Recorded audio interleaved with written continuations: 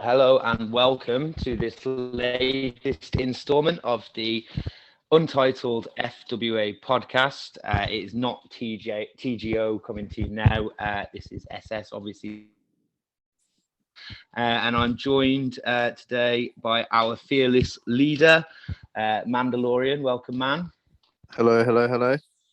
And I'm also joined by a slighted, jilted man who is still reeling after the results of Lights Out and the unjust nature of it. Of course, I'm talking about the current / former, depending on your perspective of today's events, television champion, Sean Summers, Cocaine Tony, CBK. The man goes by many names. Welcome, CBK.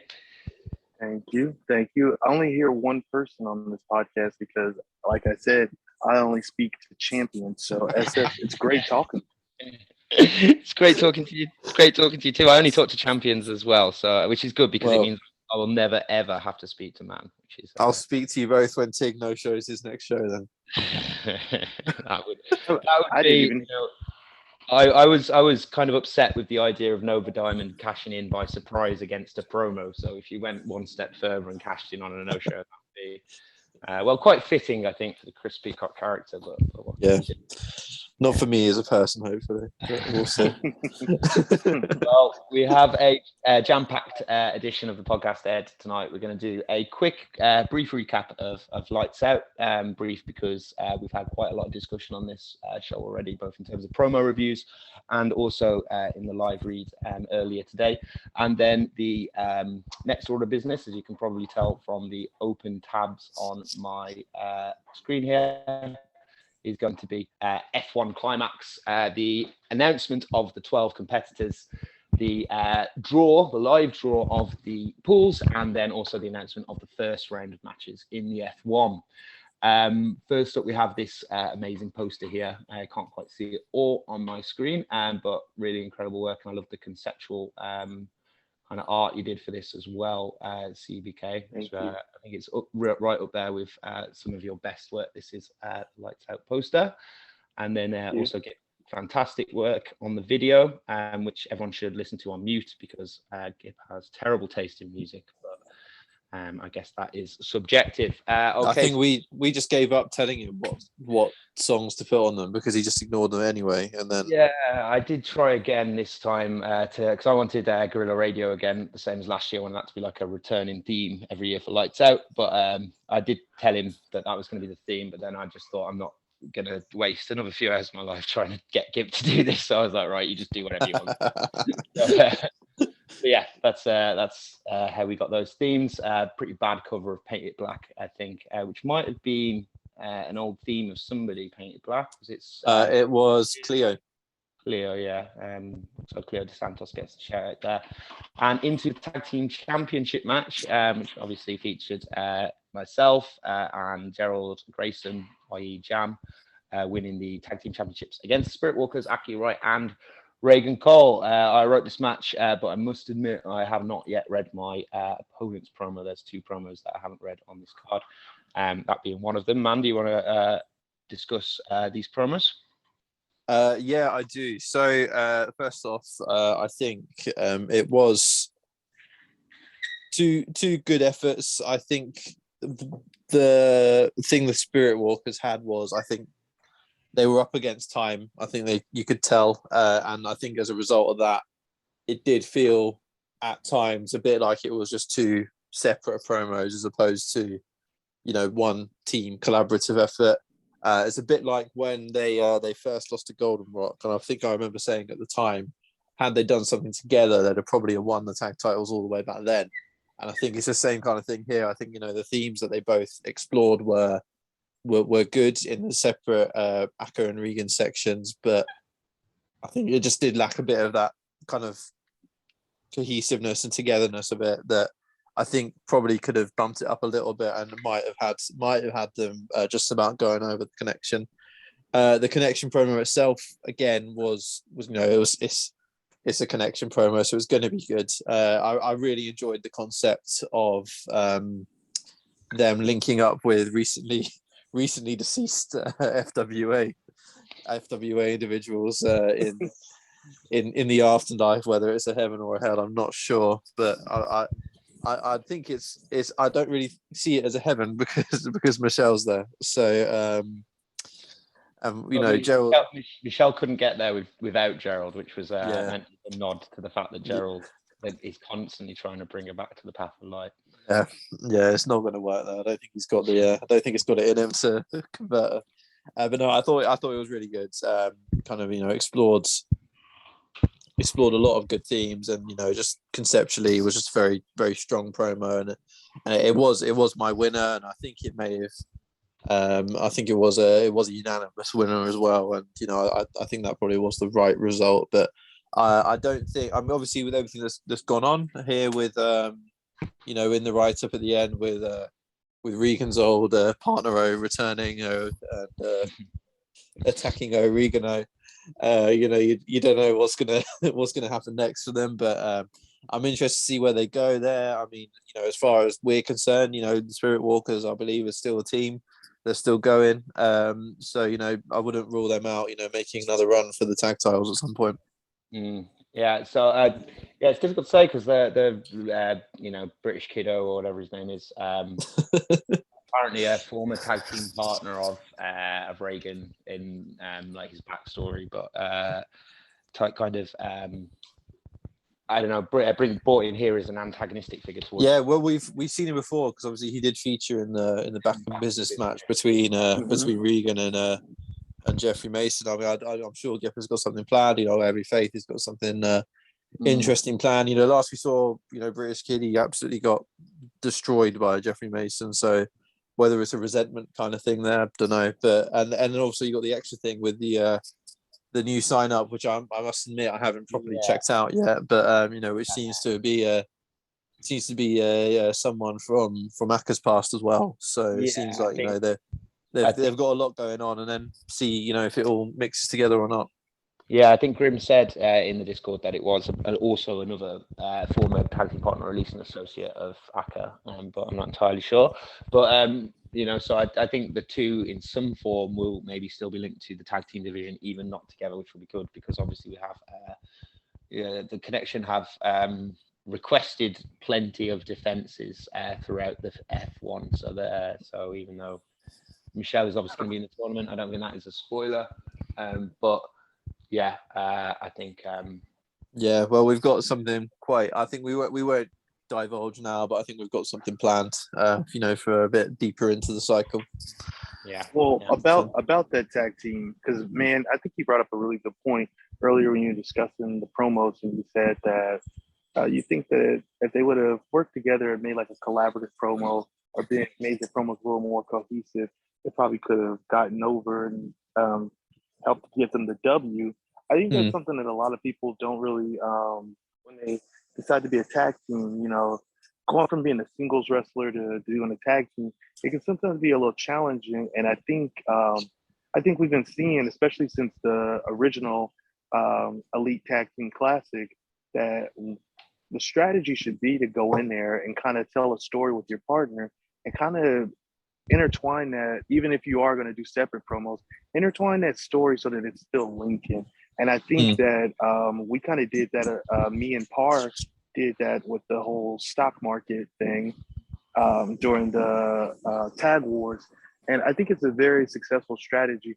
But I do see where sometimes if you do your own thing, like let's say it was me and SS teaming up, and Sean Summers did his own thing, and when Michelle did her own thing, it could be two really good promos, but because it's coming from two different perspectives or whatnot, versus one that's coming from like a cohesive unit, the unit in my opinion is always going to be the one who I'm like, yeah, they get a couple more points. Yeah, I agree, and I think especially so it was a joint promo for this one for these two. But if you are, I think it speaks to a bit of more of a general point that Tony was kind of saying.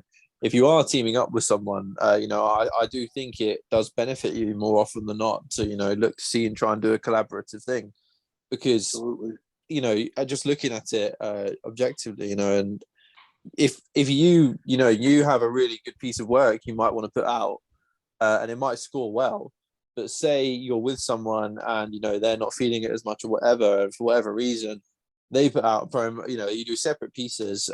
Your work is averaged. So if for whatever reason they've not put out something, that's of a similar quality, or it could be vice versa. The team average could go down if you're against a very solid team that are going to get a decent score. You're kind of putting yourself at the mercy of them, really. Because I've had it, before when I think it was a Chris Peacock and Sauceman teaming up one time, and TGO couldn't show for whatever reason, and we'd not planned to collab. Because we'd just lost a match together, so we thought we'd do it separately. Then he can get a promo up, and I think my promo score beat it was Men Out of Time. My promo score was higher than theirs, but then we lost the match because we had to do it that way. And even if like I mentioned as well, works the other way around as well. If you feel like you're in a tag team match and you're being paired up with someone you might feel is a stronger writer than yourself, gives you a chance to kind of learn and collaborate and pick up a few bits. Absolutely. Yeah, 100%.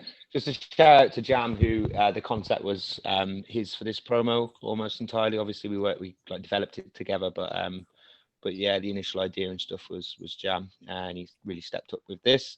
The match write-up saw the nephews appear at the end to attack Reagan Cole after a lengthy ref bump, and then after the match we see the introduction of British Kid. Interesting to see where Git goes with that. And then we moved on to, I believe, the Secular Spooktacular, which saw 5 promos here, 3 from new members, 2 from new members. Sorry, we had Vega and we had Vampira in this. This was a fun match write-up as well from Dub. Some decent promos here, absolutely. I think the Brian Best promo was the winner. Me and you actually had the exact same order of the 5. We did, yeah. So I think just due to the kind of number of promos, SS and I did the first two rounds of grading on it, and considering, like as I said, we both ended up with the exact same grade order between the 5 entries. We thought no point kind of involving a third grader because it's all decided that way. But yeah, it was a good batch of promos in there. I don't think any of them were not good. Especially go on, mate.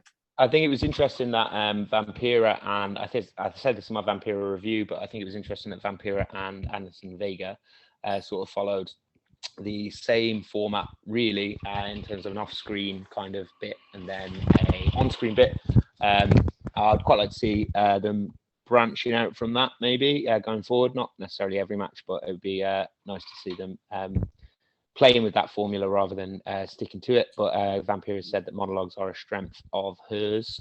Yeah, makes sense. And I think to be honest as well, when you're new, and obviously these are characters that these guys have used previously, so they have a great awareness of them, and people who might have seen them elsewhere might know who they are.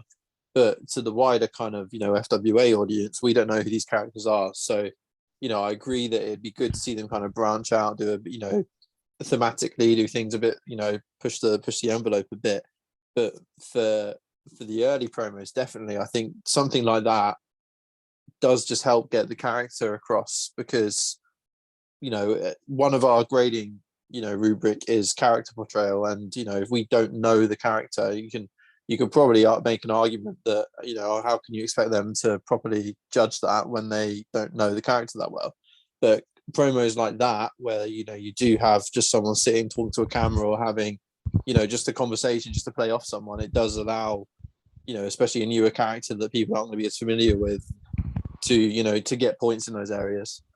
I think but I do agree it'd be nice to kind of see a bit more, and I think kind of when they've been about a bit more, seen a bit more kind of what general kind of types of promos that we like to do here, because a lot of people tend to like just do a bit more storytelling kind of stuff as opposed to a person in front of a camera kind of promo.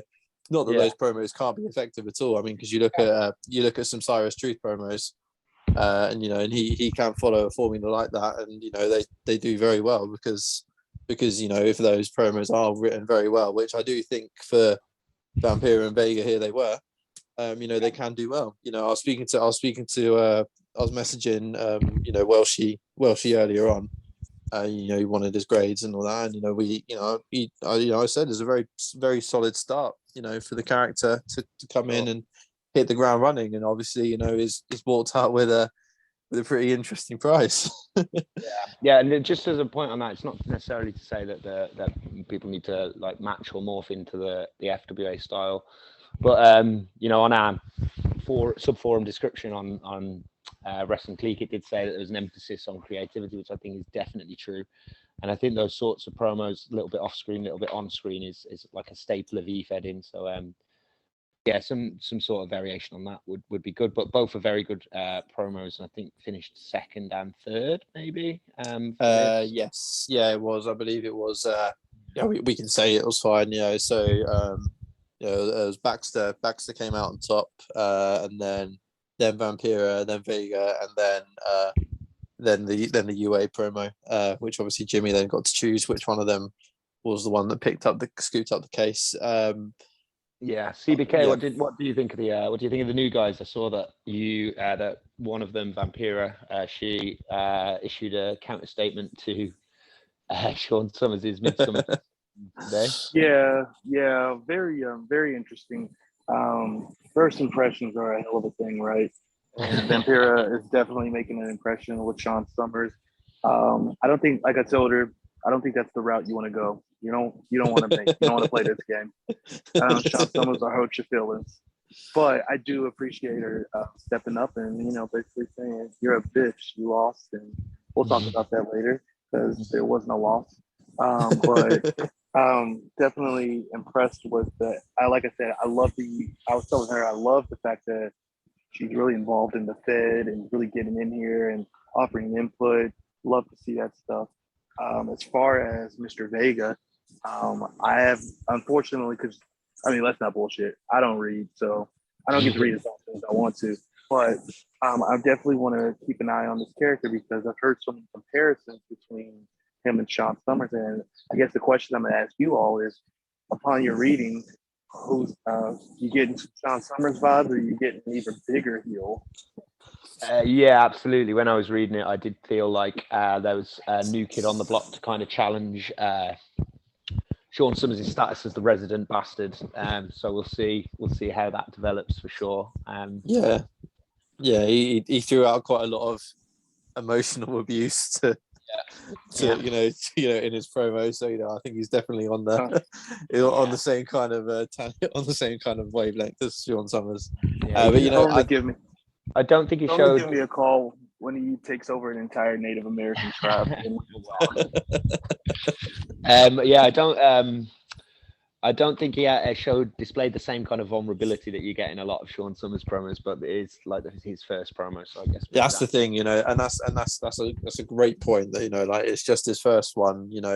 There may Sean Summers on the face of it, and I think this is something you've done so well, Tony. Sean Summers on the face of it is such a detestable character, but the fact that when you read his promos and you understand a bit more what's going on, you do understand why he's like that. So those are definitely layers and things that I'm sure will be explored, and if those things are explored, I'm sure we'll see Vega do just as well as as Sean Summers has been doing. So so it's good. It's a good thing, and I agree with your point as well. It's great to see it when people come in and become so involved, which I think those two especially have been.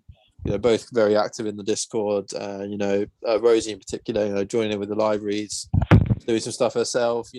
She's even thrown her hat in to do a bit of match writing and stuff like that. So she's locked in, very involved, and she's very happy with the pace that we go at. So very, very, very promising. SSL asked did you what was your thoughts on the Brian Baxter promo, which as mentioned was the one that came out on top of this match?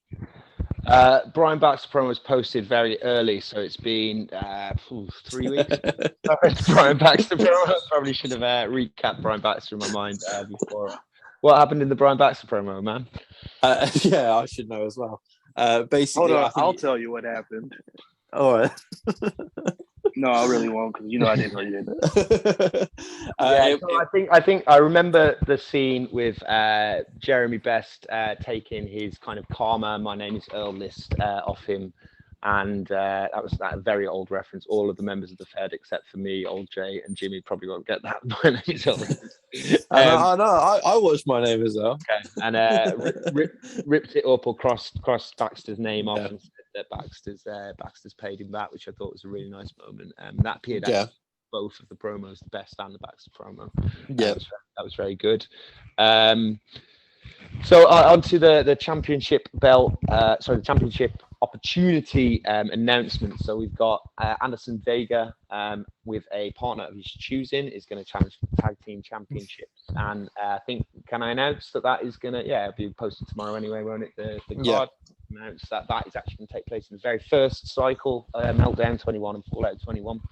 Vega one will get his shot. Then we have Nate Savage, who won Classic Game of RPS against Jackson Phoenix in the match write-up, going for the X Championship. So he will challenge Alistair Black at some point during the F1. We have that worked out so well. The fact that they've ended up with that, considering Black's coming up on a year, and it was Savage who he beat for it. So Savage has got a chance to turn it all back to what it was. Indeed, yeah. Vampira gets a shot at the television championship, the disputed television championship, of course. And finally, Big Brian Baxter, who will challenge for the North American Championship. I was certain that it would be an extremely tough challenge for the Connection on their first defense against the Buddy system when I saw that he came first, but he went for the North American Championship instead. It was a big decision, I think, by Dub. But then also, I think the fact that that's the decision he took kind of gave him a lot. Probably that decision is what won him the match itself, because it gave a complete new angle to the promo where Brian's trying to, Brian wants to be able to break out and do his own thing. He's happy to help out Jeremy when he needs to, but he does want to succeed on his own. I think if you peeled that whole aspect out of the Baxter promo, I don't think it does as well. So it was very well tactically played, I think, by Dub, who's obviously fixing his own matches anyway. So it wouldn't matter where we graded him. He'd have won what he wanted to anyway. Yeah, I agree. We move on to our third match, Uncle Jay and Caesar. So we have Uncle's final alleged promo, which is a very sad moment for me personally reading that. I read that today actually. I enjoyed the Uncle promo. It was really amusing all the way throughout. I liked the sideward jibes at Peacock, like saying that Caesar doesn't deserve an AI generated promo, which is nice. It was very funny throughout all the way, which you'd expect from John. I liked the start of it as well. I thought it was quite a different narration style that he chose in those descriptive passages at the start I'm used to seeing. But as I said, tinged with a lot of sadness all the way through for me personally. But there you go. The Caesar promo, posted a review of that today. I really enjoyed the Caesar promo. I do think it is hella ironic that Caesar has been bitching about Nephew Adventures, just another Nephew Adventures, JANA, which is the most hideous acronym that I've ever heard. And then has been writing quite a lot of them and quite good ones. Said in the live stream today that he sorry, I just sent him a text message that he likes Nephew promos as long as it's him that's writing them. But I thought it was a very good promo generally. I liked the ego and that kind of stuff on display. With Caesar bumping up his price for the bounty on his head from the Space Pirates, which was fun. And then the conversation with Julius Caesar's reincarnated uncle as kind of like a mirror of the uncle-nephew dynamic was really good. And Caesar deciding, he's obviously quite a lot of the characters for so long has been about him trying to find some sort of approximation of his ancient Roman homeland in the modern day Earth that he's in now, and he finally gets the opportunity to return to exactly that for his uncle. I can't remember the Roman emperor's name. That is his uncle, Augustus, I think. But I actually thought Augustus was Julius Caesar's son, but I don't actually know. I know that he's emperor after him. I'm trusting Oz's knowledge of ancient Rome. Well, the only thing over mine. The only thing I know about those guys is that July and August didn't used to exist, and they made them, which is why October, which should be the 8th month because of Oct, is actually the 10th month. But that's the only real thing I know about those guys. But yeah, Caesar emerged triumphantly here. I haven't actually graded Uncle. I think I'd have had this very close, but I think you two guys who did grade it, Man and I think Jimmy, or might be Dub, I'm not sure, but I think it was Dub, but it was very close for the grades. You know, I think we did both go Caesar, but I want to say it was within half a point, definitely for me. And I think it wasn't too much different for Dub either. You know, they're both great promos. You know, obviously, you know, I do agree with, you know, the sentimentality of the uncle one. You know, obviously, it's unfortunately not a goodbye for the nephews as a whole. You know, I'd be a bit more sad if it was, but you know, they're unfortunately sticking around for the foreseeable. So yeah, it didn't hit as close as it did for me. But you know, for the uncle character written by John, you know, for me, obviously, you know, given everything that my involvement with that character, you know, it'd be sad to see John not writing that character anymore. But you know, yeah, no, it was a good kind of send off, and you know, you've always got to go out on your back, haven't you? So, I guess that's true. Although you know, I'm talking all this, but John is committed to the Valentine's Day continuing, so we will see John Uncle promo in February. I think what we should do for that, we should just make him write like 5 promos for like all the nephews.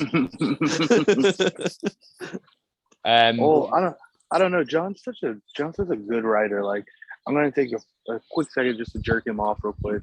Like, he's such a great writer.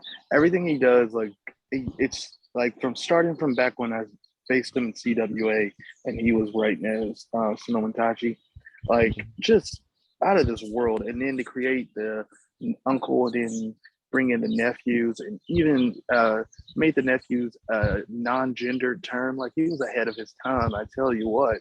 And it's just to create that entire pretty nephew universe.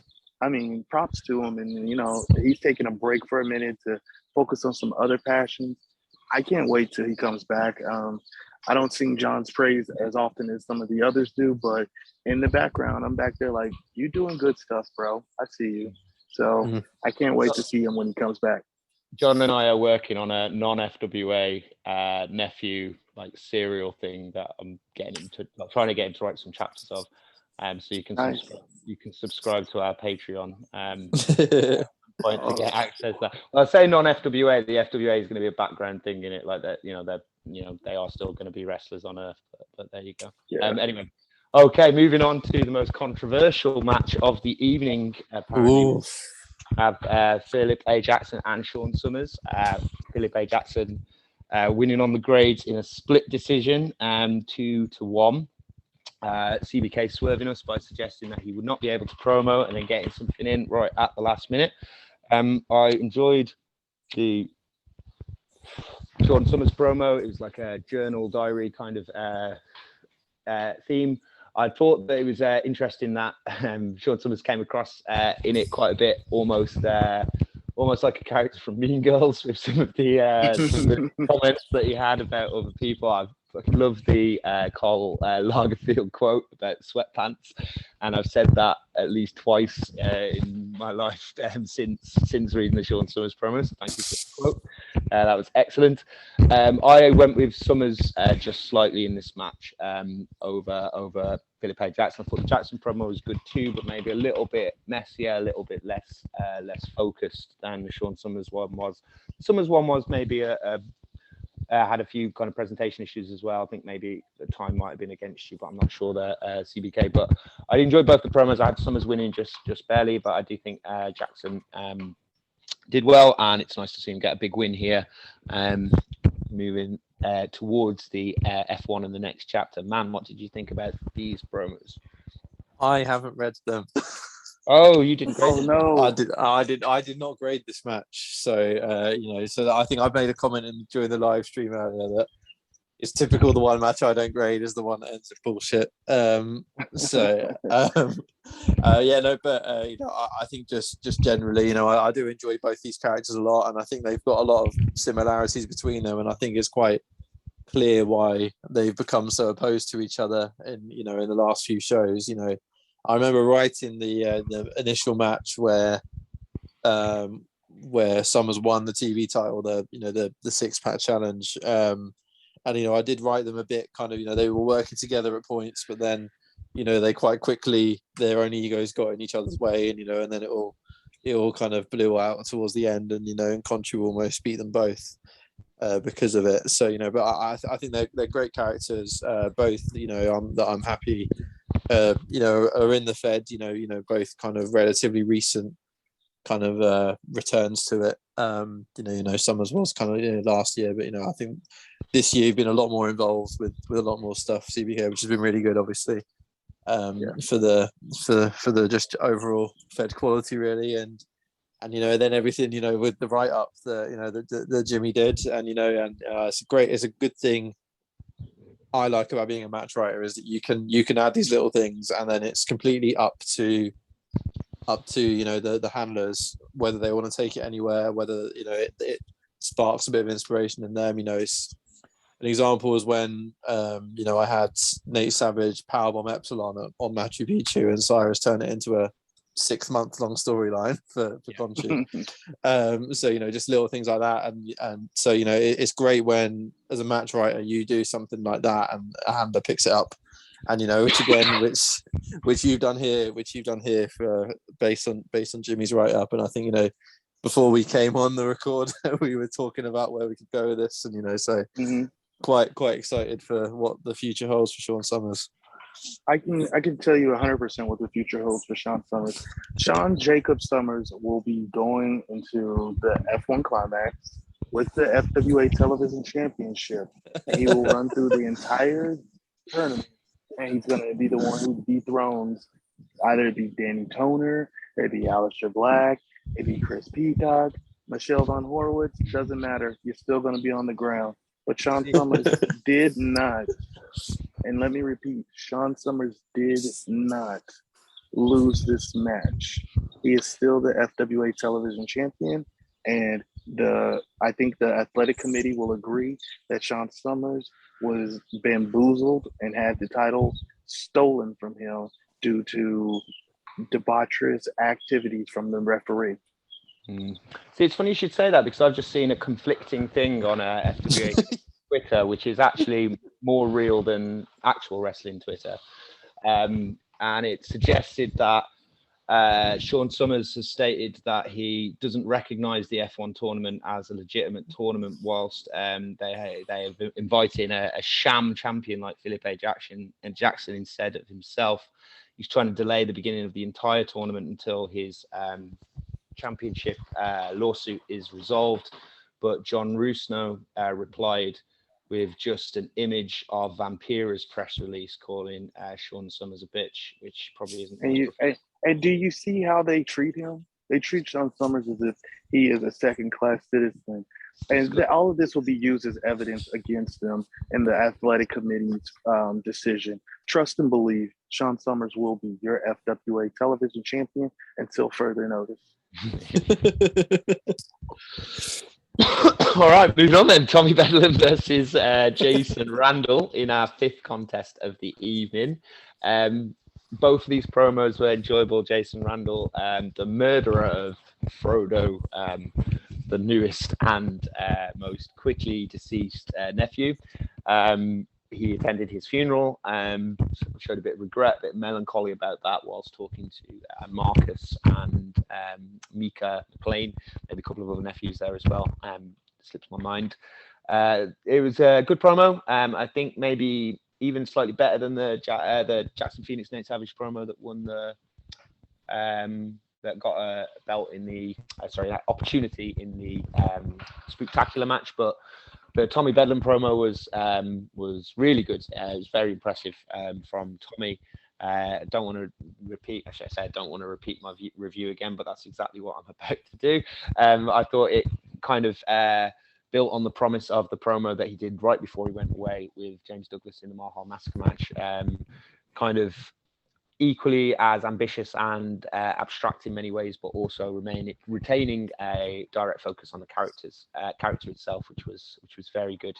Central metaphor throughout being that Tommy's uncle is going to this rodeo where he's been gored by a specific bull before, and that's the one that he not only has to ride, but he turns out he requested to ride it as well. Obviously parallels there to the Tommy Bedlam, Jason Randall story, with Randall being responsible for Tommy Bedlam's long stint on the shelf. Tommy Bedlam getting a good victory here. 3 wins in 3 matches since his return to FWA, so picking up a real head of steam there, man. Yeah, I concur with a lot of those comments. I thought the Randall promo was very good. It was definitely I thought a step up as well from a lot of what we've seen from Randall in the past as well. It was just a very solid effort, very creative effort as well. With that, I did lose, some support because now he's being sucked in as nephew sympathizer and all that. So fuck him. The Bedlam promo was, as you said, a very, very good piece of work. I spoke to Tommy quite a lot about it actually, privately. And for him, he said this was him, trying out a new style. Because I think just in terms of length, there was a bit of much longer effort than we normally would see from him. But and it's something that I think you alluded to in your review, SS, and that he kind of said to me as well, that before he left the first time, this is the kind of promos he wanted to be able to do.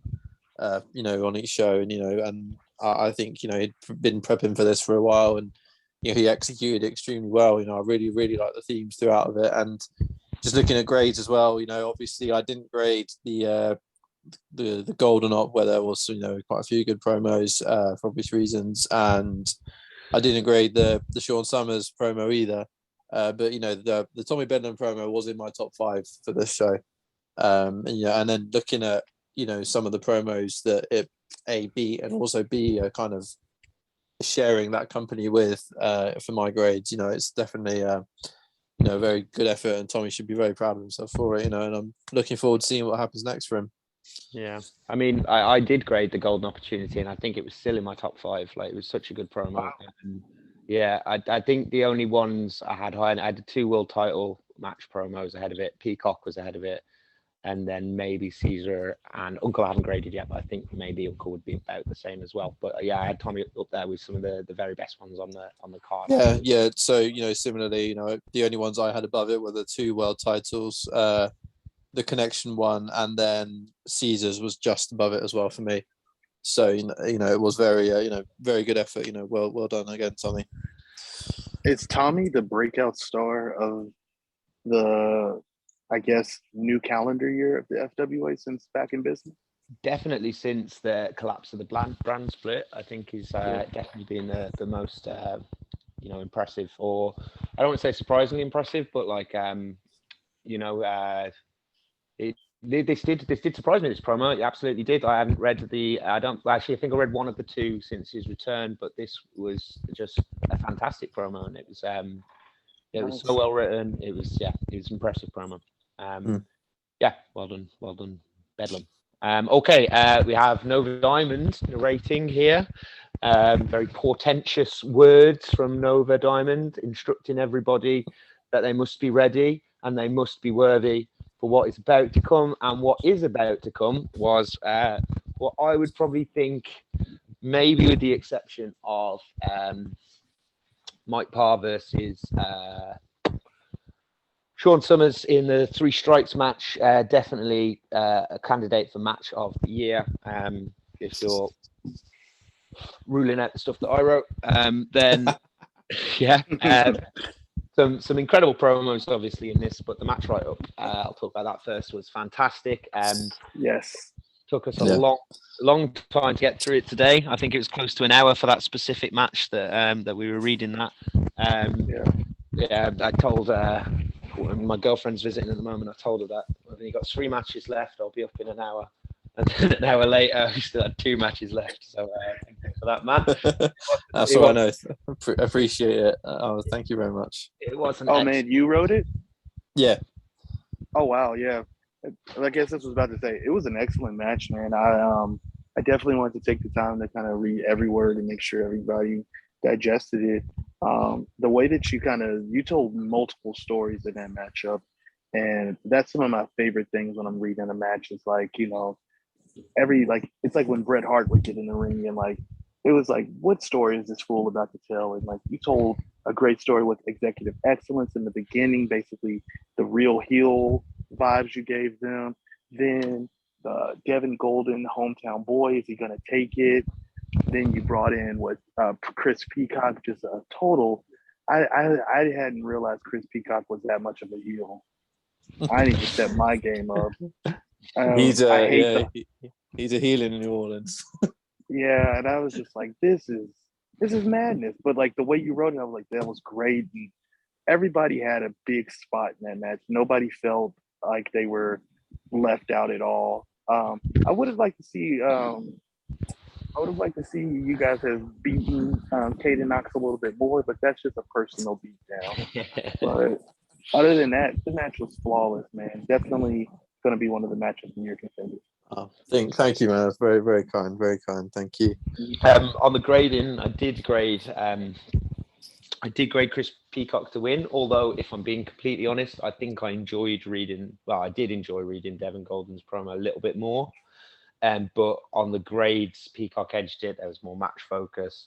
I think I had Golden winning on creativity, but Peacock took it on quality of content and was a little bit ahead, I think, on presentation as well, and maybe one of the character categories which took him ahead of Devin for me. I had Devin in second. I loved the Devin promo. I wrote in my review that it felt in many ways like the culmination of definitely the subplot that Golden has been doing, not subplot, but the main strand of his character recently, his character arc, the kind of solipsism that we've seen, furthering of that.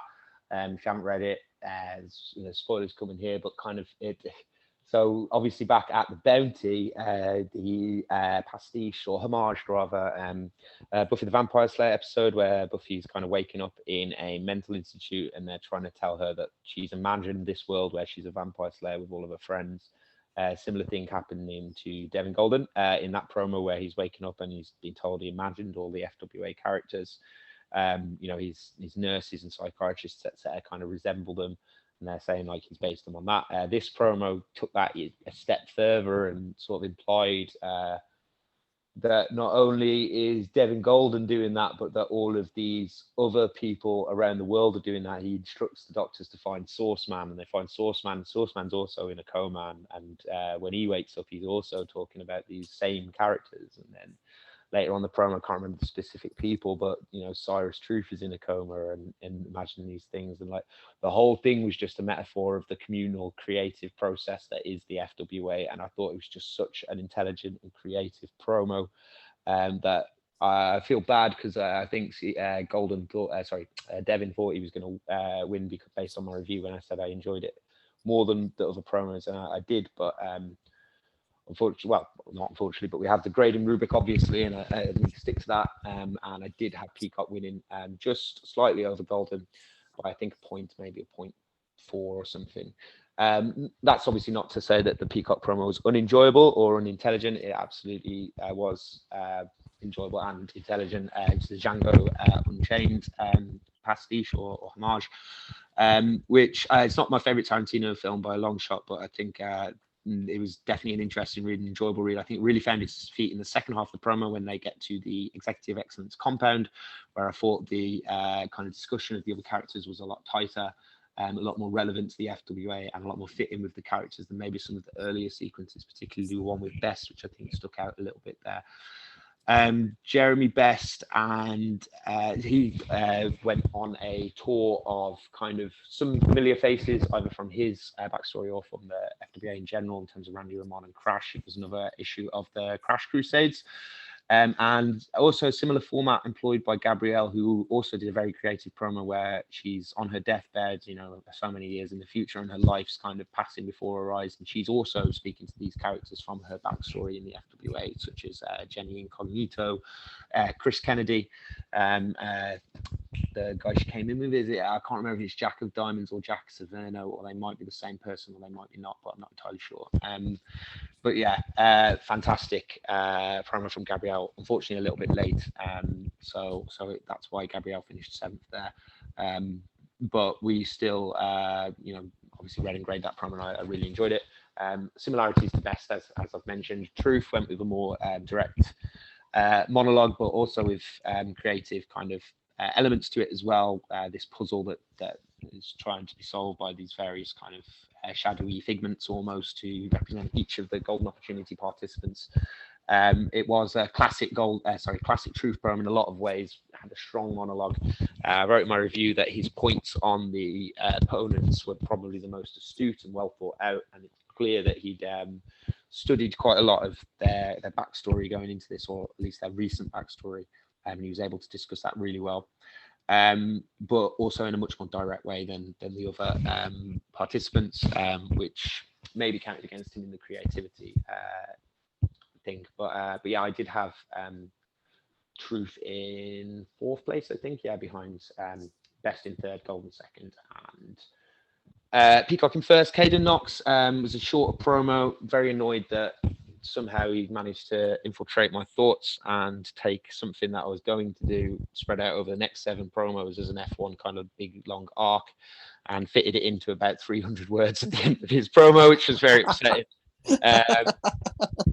And then the Mike Parr promo, which is, I really think that this could have won if he had finished it. It was fantastic setup with kind of Charlie and the Chocolate Factory homage, with Parr winning his golden ticket to go to the factory, along with 6 other people who we didn't even get to meet because unfortunately the promo ended abruptly due to a lack of time. But we can probably guess who they were. I have a sneaky suspicion who they would have been. Yeah. Yes. Peacock would definitely have been that annoying Mike TV kid, I reckon, in the but we'll see. So some very good promos all around. It was a shame that I think both Knox and Parr could have done with a bit more time. This graphic is beautiful, by the way. I think it's the best one of the match graphics. It's incredible. Thank you. Gabrielle's was very good as well, but unfortunately a little bit late. Obviously, you see a very skilled writer with kind of emotional writing, emotionally evocative writing, and that came to the forefront in the Gabrielle promo too. And yeah, and an amazing match write-up. Yeah, anything to add? No. Okay, moving on to what was going to be a North American Championship match, but turned into a non-title match due to a couple of recent no-shows by Old Jay. I hope you're doing well, Jay. Hopefully we will see Johnson or Darwin back in the FWA at some point in the future. But we'll see about that, I guess, moving forward. 2 out of 3 falls match, Johnson versus Lizzie Rose, the North American champion, not for the title. Obviously, Johnson being a thorn in Rose's side recently. You wrote this match, and this is the only match I didn't grade other than my own. The only match wasn't scheduled to grade, and then it had a no-show, so it didn't even require grades in the end. But there you go. Man, can you talk about the Lizzie Rose promo in my place, please? Of course I can, yeah. So I think this was a bit of a, kind of a quintessential Lizzie Rose promo, really. I think AON's definitely kind of found his feet with the character, and he's definitely found a style that works for this character as well. Lizzie is very, I think on the face of it, you could probably argue, she could be quite a simple character, but I think the way that AON's kind of built her up, and she's become quite nuanced. I think she's got a bit of a confidence about her now. She's and it's been ratified by the fact that she beat Gabrielle at Back in Business, and she's now the North American champion. She's got something to show for everything she's done and done so far. So I think the character's becoming more and more confident, and I think as as an offer for that, AON has become a lot more confident writing the character as well. So it's got a very very good monologue at the end, like I said, like a lot of good Lizzie promos have, especially the one where he won the North American Championship, where she won it. Sorry, that had an excellent monologue and kind of summarized up quite a lot of stuff. It's been a bit of a journey for Lizzie, the character, and now she's in a position that's earned, and she's accepting of the position, and as I can see you've got up on the screen, she's got herself a little ally as well. Yeah, it's nice to see Goldberg's FWA debut in this show. Like, we've been waiting for Goldberg for a long time. No, but in all seriousness, we have a new debuting character, Joe Burr, I think his name is. Not somebody I'm familiar with. Yeah, we've got Joe Burr coming back to support Lizzie Rose and do Joe Burr things in the background. Complained about saying Sully shattering his larynx didn't shatter enough, if I'm honest. But there you are. Well, he's got a robot voice. It is good to see Joe Burr back. It is good. Like now that Stu is gone, I guess his fear of Stu has disappeared, so he feels free to return. Oh, I wouldn't say he was fearful of Stu. I heard that Stu's final thought that rushed through his head when he was flying off that oil platform was that he was relieved he wouldn't have to deal with Joe Burr in this life again. I think that's everybody who knows what Joe Burr is. That's all of their last thoughts. Like that doesn't make Stu special, but yeah. So that's yeah. Former Gauntlet champion Joe Burr. So yeah, Joe's back. Awen and I kind of not planned it not so much on the fly. We decided a couple of weeks ago it'd be fun to do, and if Lizzie was going to be winning the match, we agree this is going to be how it was going to be. Obviously my plan was just to kind of give old Jay and Johnson, someone to beat up, for a few shows, but with old Jay taking a break that he feels he needs again, hope everything's all right. We'll pivot something else. AON have already kind of spoken about the kind of things we want to do with this pairing. So keep an eye out for them on Fallout and Meltdown. Yeah. CBK, any thoughts on Burr's return or Lizzie Rose's recent form or this match specifically? I'm a big fan of AON. I think everything AON does is gold. One of the only first people in the entire Fed who can actually make me laugh. He does great work, and Lizzie Rose started off as, in my opinion, as a sidekick, and now Lizzie Rose back in business showed, I'm a main character, and then with the promos he posted leading up to this and everything he's done with the character, I think this match, although there was no one it was a no-show, I think this match really solidifies that Lizzie Rose is, and as the North American champion, is somebody who we're going to have to look out for and could be a dark horse in the whole F1 Climaxxx if she chooses to participate. Yeah, I would agree. And then we move on to the main event. And what a main event in terms of the promo was incredible. Like almost impossible to pick a winner here. The first time I graded them, I had them tied exactly, which I hate tying promos, and I always try and split the tie. Read passages of them again, and eventually I did go for Toner, but I think 0.1 or 0.2. Yeah, it was ridiculously close, this one. I think just because of how close it was between three graders, we did actually bring in a fourth for it. You guys should just let it go to a draw. Yeah, we could have quite easily have done it, to be honest, but then I think it'd been destined these two just to be locked horns with each other forever, which I don't think anyone would be complaining about. Yeah, and but, was one of the the major theme of the Aleister Black promo as well. Yeah. But yeah, I think like as I said, this was so hard, and it's with situations like this is times where I can deal with people saying, you didn't write my character very well in that match, or I think I should have won that match. I can deal with that kind of things being a mod. But it's this kind of thing where two people have done so well, both deserve to win, but you can't give it to both of them. Picking between that, those are the times where I think this is not worth the emotional stress of being involved in FWA stuff. you know, I had Toner, I think by 0.25, I think it was, you know, because I don't normally go into the 0.1s like SS does.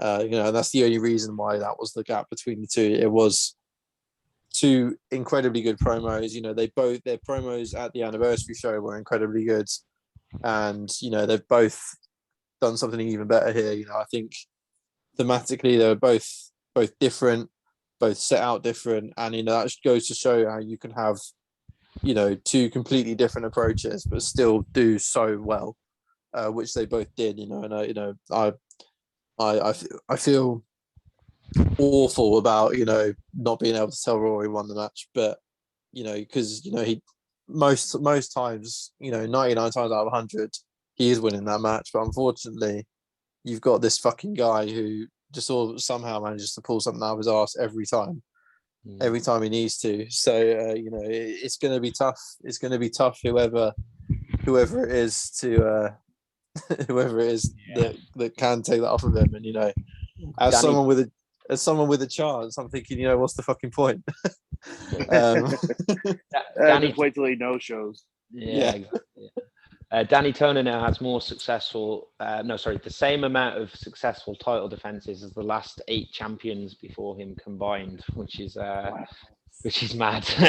We've 2, so it says more about the previous 8 champions than it does Danny Toner at the moment. I wouldn't say it says more about the previous champions. I think it just says more about the fucking quality of the main event scene in the last year. The fact that we've had all these different champions, and none of them have been able to kind of hold on to it because the quality's been so good all around. I think Randy Ramon. Sorry, go on, CBK. Oh no! Well, I was just gonna say. I mean, Danny Toner. Wow, one hell of a character, and to do a complete 180 to go from being the fan favorite that everybody was like rooting for to being the person who the Fed hates because we were rooting for him, and now he's out here just being a corporate lapdog. Well, not really a lapdog, but you get what I'm saying. Like Tig is writing the hell out of Danny Toner. He's on a run. It's gonna be tough to dethrone him, but I think I know someone who can possibly do it. Which one of us are you talking about there, CBK? Oh, clearly I was talking about the television champion, John Summers. Okay. Yeah, well, only one of us here has the means at the moment. Just to finish just say the point there, because I was going to say before, I think that looking back, the Randy Ramon beating Danny Toner in a World Championship match looks more and more impressive by the week at the moment. Toner promos he's putting out in these matches.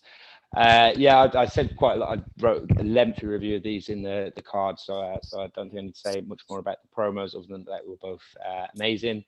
Definitely the 2 best promos on the card for me.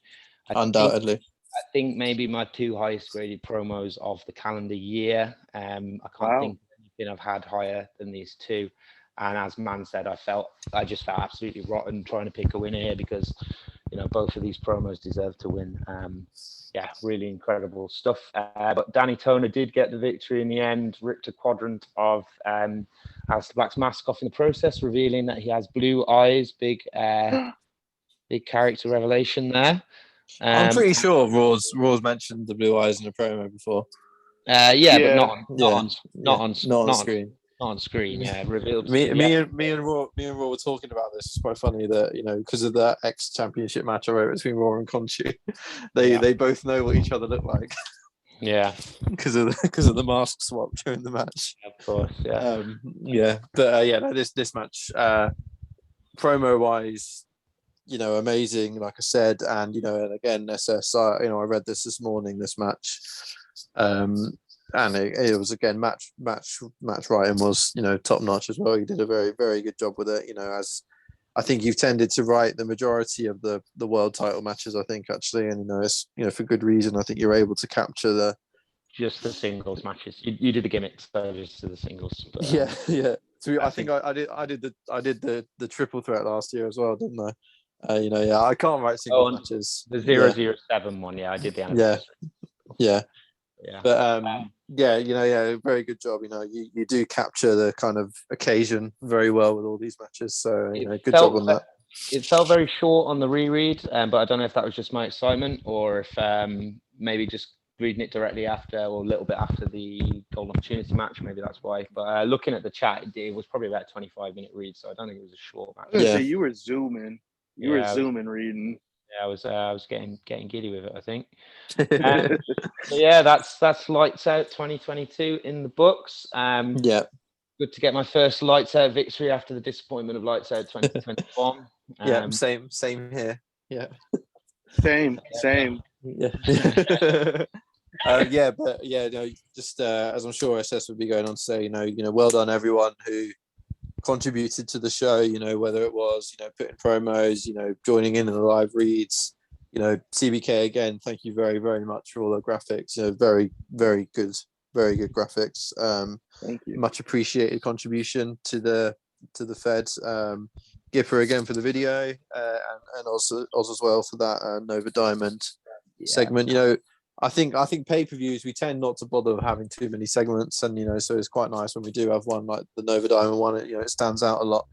And also, yes, we didn't actually touch this as well. This video we had as well.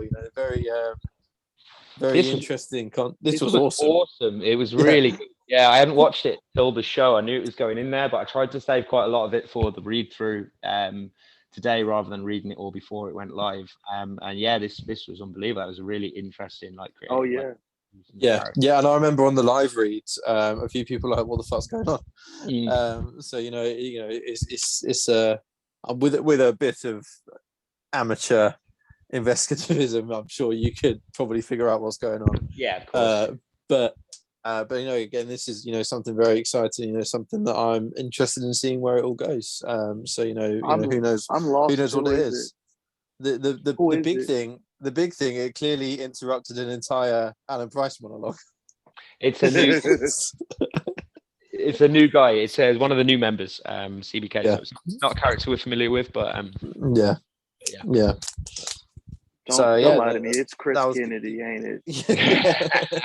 It better fucking not be, mate. It better fucking not be. I heard that Anderson Vega was seen putting in a few calls to Chris Kennedy. So it's all right. As well, we've got to have the rubber match at some point, haven't we? Kennedy and MH3. So, but yeah, so I think we're moving on, aren't we, SS? We are indeed to the F1 Climaxxx 2022. Big hype for this.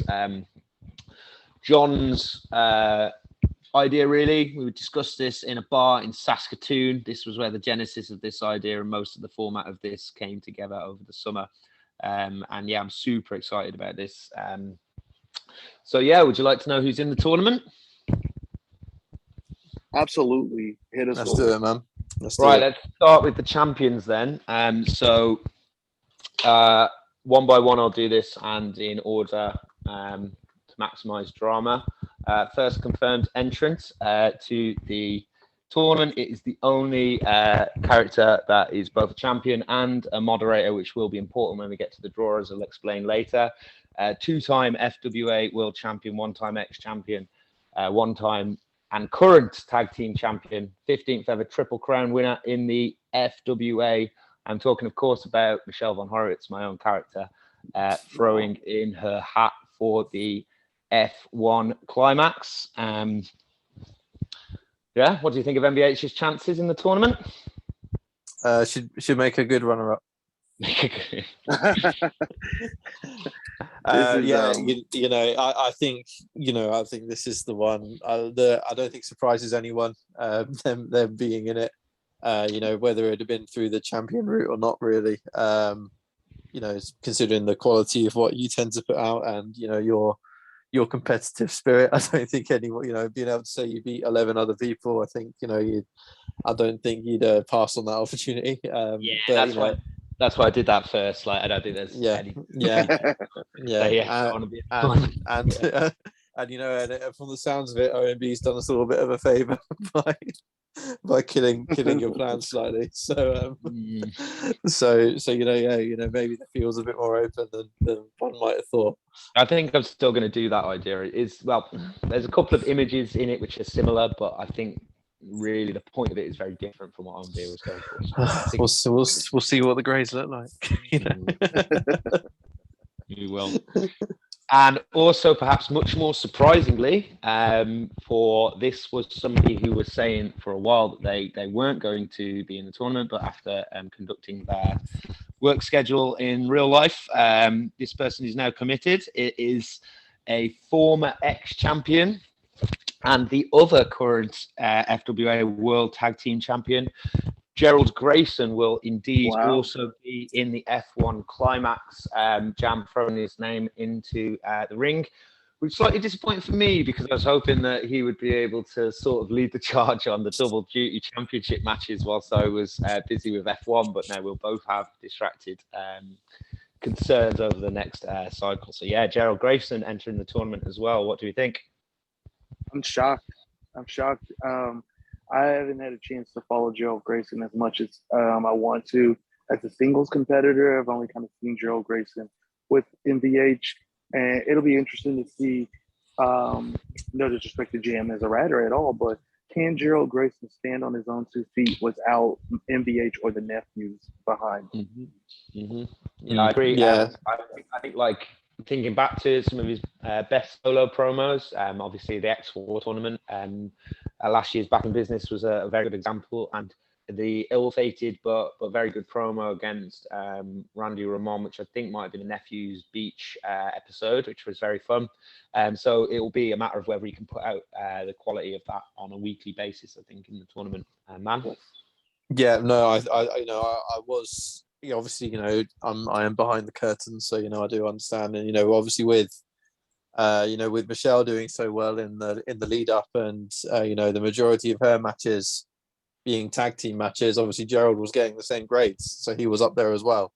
As we saw through some of the periodic rankings as well. I think Michelle and Grayson were 1 and 2 for the promo element of it, the promo ranking element of it. Surprised Jams to the plunge because he told me as well privately he probably wasn't going to do it because he wasn't sure about the time. I'm very pleased that he is, and and I think Grayson's got it in him to I think he could beat anyone else that could be in the tournament. Jam is a very good writer, and from the time that I've been involved in the Fed, he's done some very good promos. Whether those be solo efforts and the some in the tag team stuff, and like you mentioned earlier, your promo for Lights Out was his concept, and so he's got it in him. He knows what he's doing, and you pointing back to some of his old ones. I remember last year the Steel City promo he did against Mr. Redacted, with the motorbikes, and that was an. No, I wrote that. I wrote that one. I wrote that. Yeah. According to Redacted, according to Redacted, I wrote that. Yeah, that was that was an incredible promo, and I remember thinking at the time, shit, Jam's very good at this. So it's going to be good to see him involved, and getting to see him mix it up a bit. Absolutely. Okay, moving on to your next champion that is throwing their name into. I keep saying that same platitude, throwing their name into the ring. But anyway, okay, we have a person whose championship reign at the moment is only championship reign within the Fantasy Wrestling Alliance. I can be talking about only one person there when you think about the current stock of champions. A Ground Zero competitor, one of 3 Ground Zeroes to make the cut here. And that's not a spoiler, well, sort of a spoiler, but not really, because we have quite a number of those in the FWA at the moment. But I'm talking about Gabrielle's former mentee, who has emerged from the shadows, referred to as a dark horse potentially in this tournament earlier on. Lizzie Rose, the Rave, will be entering the F1 Climaxxx tournament as well. Thoughts on Lizzie's chances? Well, she's being backed by Joe Burr, so I would rate them pretty high. I think, like I touched on earlier, AON's definitely found his groove with the character, no pun intended. Again, I think he's a very good writer, so we know exactly what he's capable of. So again, it's going to be interesting seeing Lizzie mix it up with some of the bigger names that we know are in there. Yeah, for I'm sure. pretty excited to see AON's character Lizzie Rose in the F1. Um, just to see what creative wackiness he'll be able to come up with for her throughout all of this, especially with the crop of some pretty serious heat already. I mean, geez Louise, MVH, then you've got Jam in here. I can only imagine who else is going to be added into this thing. So AON's got his work cut out for him, but I expect nothing but the best from him. Yeah, me too. Me too. So the fourth competitor in this tournament is one of uh, four former or current world champions to be entering this tournament. And a current champion, despite pending legal battles. We will see how that turns out, but the tournament is going ahead despite the best efforts of the legal team of the aforementioned Sean Summers. But the fourth confirmed entrant into the F1 Climaxxx will be two-time former world champion. That is Philip A. Jackson entering as the official but disputed television champion. I'll go to you, CBK, if you have thoughts on that first. So first of all, that's evidence right there that you all are rooting against Sean Summers and that this was all a diabolical plot for him not to be in the F1 Climaxxx. So thank you for that soundbite, SS. I definitely appreciate it. Uncle Rue's lawyers appreciate it. Sean Summers' lawyers appreciate it. Thank you so much.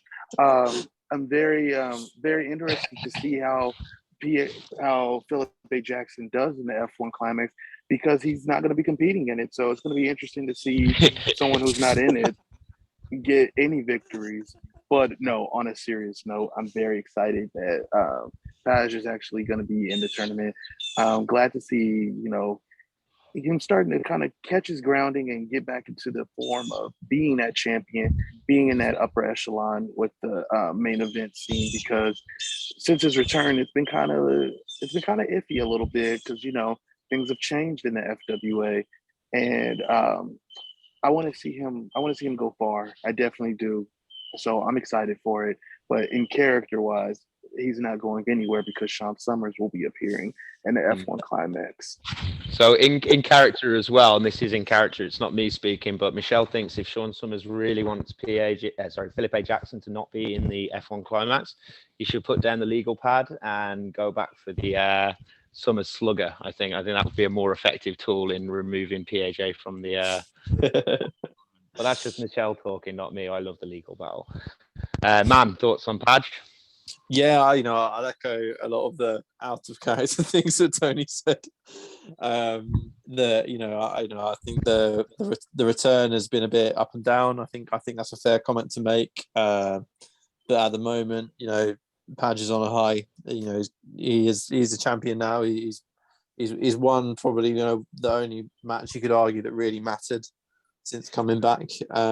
So he's on the up, and we know he's a good writer from his past accomplishments. So if he's again someone, the thing about this field, obviously I do know everything there. On some days, and I say this is a Fed wide comment, to be honest, on some days anyone can beat anyone. Just depending on if something just clicks. We talked about Tommy's promo earlier. Sometimes someone does something and it just works very well. And there are people who can have that, and being a former world champion, everything he's done, he's got the experience, he's got that in him. So I'm looking forward to seeing how he does, how he stacks up with a lot of people I imagine that he's never faced before. Absolutely. Moving on to the fifth and final champion that's entering the F1 Climaxxx tournament, a former tag champion in the FWA. Also held a lot of gold elsewhere. Our current ex-champion I'm talking about, obviously, who is looking to secure another run at that World Championship after coming up short but so close on two separate occasions. I'm talking, of course, about Alistair Black, the fifth confirmed entry into the F1 Climaxxx, and as CBK said earlier, that is some serious heat, one of the definite favourites given his recent form and that incredibly long run with the X Championship. Alistair Black in the tournament, what do you think about that, CBK? Love it. I can't say enough good things about Alistair Black. As you know, out of character, one of my good friends. We've been doing this for shit since we were probably 13, and look at us now. Seeing the run he's going on is just incredible. I'm going to be very biased and tell you guys I'm 100% rooting for him. Nice. And I definitely want him to win this thing. I know as a writer he has it in him, and once you see the stuff that he's able to throw out, like he threw out against Danny Toner, the stuff he was throwing out previously before that, this guy's on a run. I don't think anybody's about to stop him. Yeah. Man. Yeah, I agree as well. I think Raw is someone who we know is a fucking tremendous writer, and like I said earlier, most of the time what he put out for Lights Out, he's walking away from this as the world champion.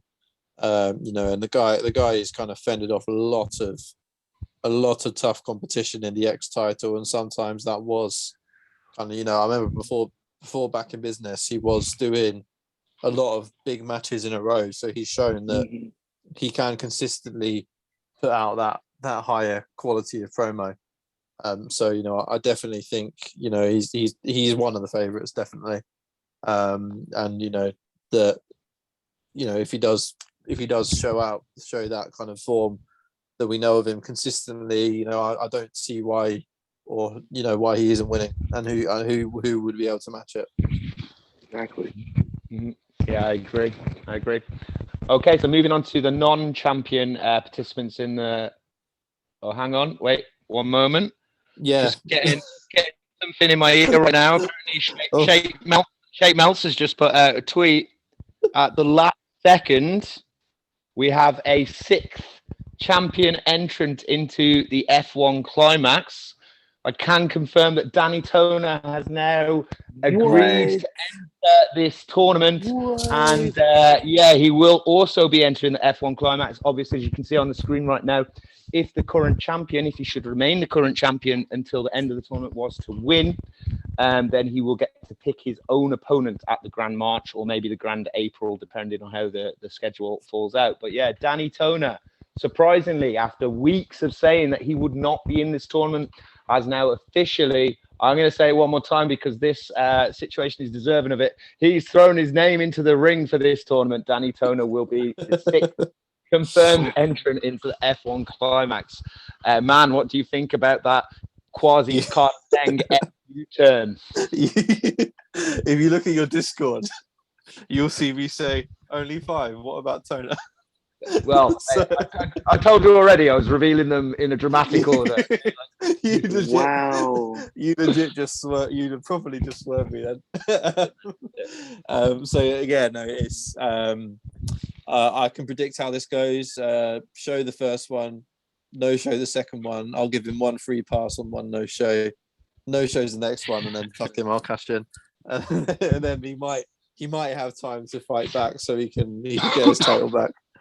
Get his title back from me after I've stolen it from him. Seriously though, again, it's big. Very, very happy. Tig seems to think he's found the time to be able to commit to it, considering just how good he is, and I think instantly that just gives a boost to everyone else as well. They've got a chance against the world champion. The people who are going to be facing him.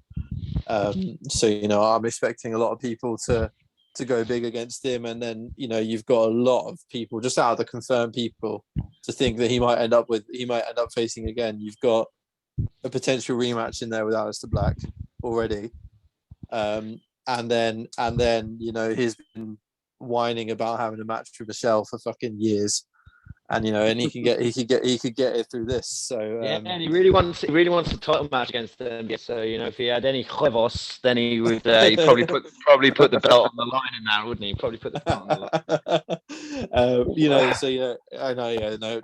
Toner being in is huge, and I think definitely deserve the pomp and circumstance to be announced in that way. Yeah. BBK. Yeah, that's huge. That's big. And then let's not forget, it was stated that champions will have to defend their title during the tournament. So to think Danny Toner could be facing off. He's already facing off against some of FWA's best. But then think about the people who are just like, I'm good. I'm gonna hang out outside the tournament and see how this plans out. He's also got to face probably another one of the best who decided to just stay back and see how this goes. Then he also has the Chris with the golden opportunity. At any time, Chris could decide, you know what, I'm gonna cash this in, and Danny Toner could be not only fighting for his life in the tournament, he could be fighting for his championship reign, and he could be fighting for against the fact that Chris Peacock could cash in on him at any time. So Danny Toner, this is a bold move out of Danny Toner, but I think at the end of the day, this is something that's going to be a part of his legacy, something that people are going to remember. Absolutely. Just to clarify the golden opportunity rules once more, because obviously there's a rules thread, but maybe not everyone is as familiar with them. Chris Peacock can choose to have a championship match at a future date and say this is the date that the championship match is going to happen. This show we're going to have a singles match. A second eventuality or possibility is that only Danny Toner singles matches, so we couldn't do this if Toner was a tag match, but Danny Toner is booked in a singles match. He can wait until after that promo is posted, and then when deadline passes, he has 24 hours to state that he wishes to cash in on that promo. Toner does not, or the champion, whoever it is at that time, does not promo again. Man, the golden opportunity briefcase holder, would submit a promo. He would have 24 hours from the second that he says, I'm going to cash in, to send that promo, and he would have to beat Danny Toner's promo in grades in order to take the title from him. The third possible, well, not third, it's kind of linked to the other two, but if that was to happen in a world championship match, so let's say Danny Toner displayed some cojones and put it up against Michelle during the F1. I'm seriously saying that is a possibility, but hypothetically, and Peacock cashed in on that in the same way as stated in option 2, he would have to be obviously the promos of both Danny Toner and Michelle von Horowitz in order to be the new world champion. So those are the options that Peacock has ahead of him. All 6 F1 Climaxxx. Exciting. I didn't know if we would get all 6 in there, but sorry, my bad. 5 of the 6 and the unofficial champion. The official champion, but the champion until legal battles are okay. And I think SS, just quickly, I think just to note as well, the champions, I think as CBK stated, in whilst the climax is happening, all these champions are going to have to be defending their titles at least once throughout the cycle, and we will, as mods, kind of speak to the champions and find out, when works best. For example, SS and Jam already decided that it was going to be this upcoming cycle that they do their tag title defense, their stipulated one, and with the spooktacular having happened at Lights Out, all those champions are going to know who their challengers are. For the first of those defenses, if there is going to be more than one. There is planning opportunities there, and you can, and then once the climax schedule in full is released, you can kind of gauge where you think you'd have space that week to kind of bash out two promos in one window. Or you can pick based on who your opponent is that week. So, like, if you're in the same pool as Peacock and you want your double duty to be on the same week as an easy F1 match, just wait for your match with Peacock and say that's when I'll have my my championship defense. No, I think people would choose the week they face me, because then they know they're going to be losing to me anyway, so they might as well just no show and focus on the championship defense. Okay. Just a quick point about man saying at least one championship defense. Nobody's going to be compelled to defend more than once. Yeah. The tag team championships will be, if we were to defeat Vega. Actually, there will be anyway, but there'll be a second championship defense on a Fallout or Meltdown before the next pay-per-view as well. And more on that. That'll be quite a big one. For the tag titles. Indeed, but none of the other champions will be compelled to defend more than once during the cycle. There will be so if a champion was to make the final at the pay-per-view, again that champion would not be compelled to defend their title on the pay-per-view. So, but they would have a defense on the show immediately after. Yeah, but we want to make sure that the F1 Climaxxx final has top-notch promos in it, so we don't want people really doing double duty on the pay-per-view. Yeah. We still would call them a pussy, though. Yeah, the tag championships, if the connections still have them, the tag championships will be on the line at the pay-per-view, regardless of whether Hey. or not. It's up to the individual champions if they want to put their title on the line as well as compete in the F1 Climaxxx. But yeah, so that is all of the champions now, and we can move on to the guys who have got in as are based on their grades. I'm not going to do these in grade order. I'm going to do them in an order that I've chosen myself. So this is not indicative of where these guys came in the grade rankings during the F1. I'm not sure if we're going to make that public, but we are going to post the Back in Business 2 Lights Out grade average rankings over the coming week. So look out for that. But obviously that's a little bit longer than the F1, we know. But yeah, okay. So entry number 7. I'm going to start with a man who has held gold in the FWA before. He has held 2 separate belts in the FWA. He is a former FWA X champion and also a former FWA Gauntlet champion. Another one of the Ground Zero graduates referred to earlier, and probably most relevantly is also the holder of the Golden Opportunity briefcase, which, based on what I said before about if the champion gets the final, if the world champion gets to the final, Chris Peacock could obviously still cash in his golden opportunity. That's the only exception to that rule and force a double duty at the pay-per-view. But yeah, so I'm talking about Chris Peacock, the 7th confirmed entry into the F1. Some excellent promos over the cycle. So yeah, man, putting your name into the proverbial hat. Yep. It's a tactical move from Chris Peacock to kind of just remove any potential obstacles on his way to strategizing with the briefcase, because obviously if win the F1 and then got 2 title shots secured, so yeah, an insurance policy of his own, I think. Greedy. 7th entrant and one of the 7 deadly there, but there you go. CBK, any surprise at all that Peacock is going for the F1? Nope. Sneaky bastard. Wants all the chances to get the title. Too bad he's going to lose. Wants to put himself in the middle of every storyline. Yeah, right. That's right. Yeah, I mean, I need as many chances as I can get. I mean, it took me my fifth chance to win the shot. You know, how many shots would I need to actually win the title? So you're like the new age nephews in every storyline. Right, sticking with Ground Zero then, and another former champion, this time a former FWA tag team champion. Somebody who we thought maybe was stepping away from the FWA, and I think the F1 Climaxxx was a gentle tickle of the ball to bring them back into the fold. Someone who likes this kind of tournament format. I'm talking obviously about Oz and Cornelius Aurelius Caesar, who has really hit his stride in these qualification matches. So yes, Caesar is entrant number 8 into the F1 Climaxxx. Man, what do you think?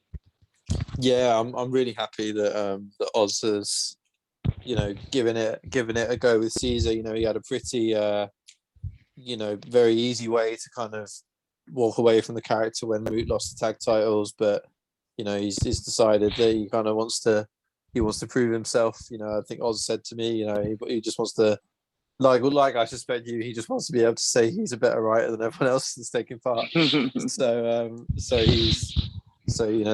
why he's in, and Caesar's been a very good character, and the quality of Oz as a writer has kind of shone through a lot in the promos. Judging by the scores he's been getting, whether it's been in the singles and the tags, and Oz's goal was to qualify for this tournament, and he has. He just set out what he wanted to do, and he's just gone ahead and done it.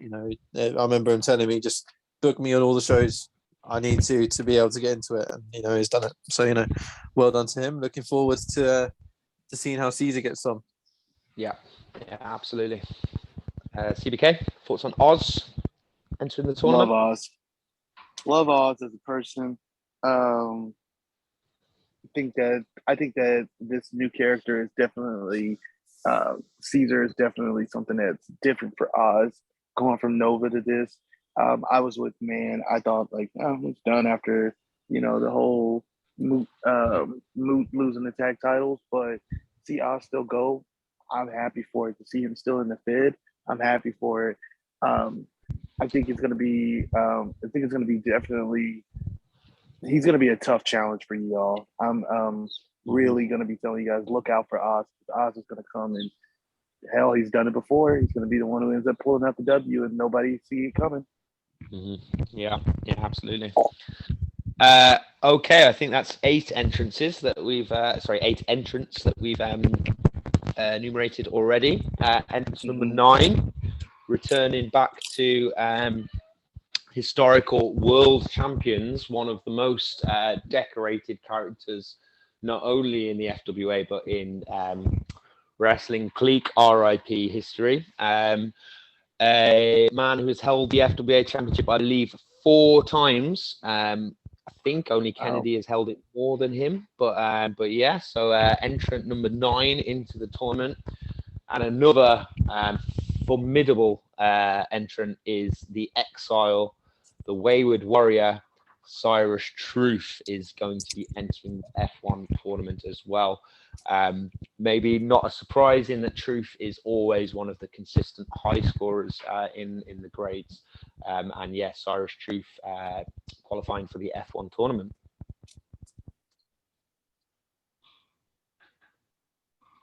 I think that's big. Cool. It is big. Absolutely. Yeah. I think Cyrus Truth is one of those characters who I've had the pleasure to have somewhat of a mini feud with in CWA and in FWA. A lot of unfinished business there, and I'm rooting for him too. Cyrus Truth is just a legend in the business, and I really want to see Cyrus Truth do something a little different with his promos for the F1. I really want to see him almost develop a lengthy story similar to what he did when he was facing off against I think it's Eli Black. Am I right on that name? Yeah. Eli Black. Yeah. I think when Cyrus was doing that, he had the whole story going with the Secret Society. Cyrus Truth was knocking it out the park. And I think to go up against this crop of individuals who's going to be in this tournament, he's going to have to do something similar to that and keep that ongoing story. But no matter what he does, if you face Cyrus Truth, you better be ready to box because he's not going to miss.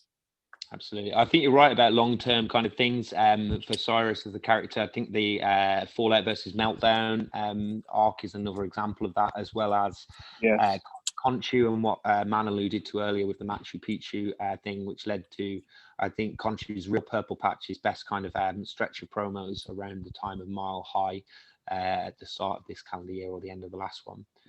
But yeah, Man, any thoughts on Truth? Yeah, man. Yeah, Truth being is big. I mean, Chris Peacock called himself the boogeyman, but he looks under his bed because he's scared Cyrus Truth is going to be there. Yeah, Cyrus is very, very good. He's won all those world titles, got all those accomplishments for a very good reason. And like you guys said, the fact that and when he does do those kind of long overarching things, the story threads through his promos, those are his best work. And we've given him a blank canvas of 5 matches at least to tell a story through. So I'm expecting him to start well, but I'm expecting him as it goes on just to get better and better. We saw it as well with like the best of series with Michelle as well. Cyrus kind of grew into that series, and he was getting the wins towards the end of it. He was so I think he's going to do very well. And again, just thinking about some of the matchups we'll see. We've never had Cyrus and Peacock 1-on-1. I don't think Cyrus and Toner have ever gone one-on-one either. And when Toner is his measuring stick at the moment, I think Toner the character holds Cyrus in very high regard. So as Tig does Cyrus the writer. So it's going to be interesting if those two get drawn against each other. Again, I think it'll be another one where Cyrus he's up against the world champion. He's been wanting a proper match with the world champion for a long time. Yeah. And if he gets it, I imagine he's going to be swinging for the fences and hitting that home run. Indeed, yeah. I hate to correct you there, but boss, but the win for Cyrus in the best of 5 was actually the first match directly. Oh, was it? Oh, I apologise. He also tied I think the penultimate match as well. So yeah, that's what I was thinking of. Yeah, something like that. Apologies. No. All right. I just knew that somebody would probably correct that in the Discord. Yeah. Okay. Almost definitely GIF. Actually, no, GIF only corrects things about his own characters. No, but he said he read Meltdown, so okay, yeah, maybe. I'd have expected him to know.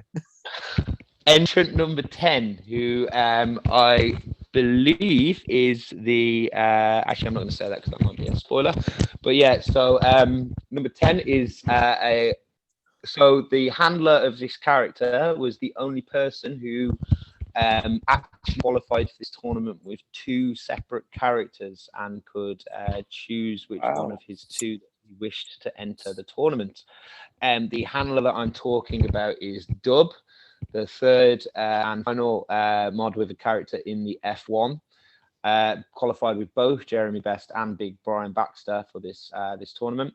And Dub has chosen to enter with Brian Baxter in the F1 tournament. Wow. So although you may have assumed that Jeremy Best would have been Dub's choice there, left-wing choice slightly, but Brian Baxter throws his name into the ring, and he is somebody that's really gone from strength to strength, especially very recently with the secular spectacular win. But also important to remember that Baxter featured very highly on the annual rankings as well. He was, I think, maybe 8th even on the annual rankings that were posted quite recently, just after our move on to Wrestling Smarks. So yeah, Brian Baxter, entrant number 10, man.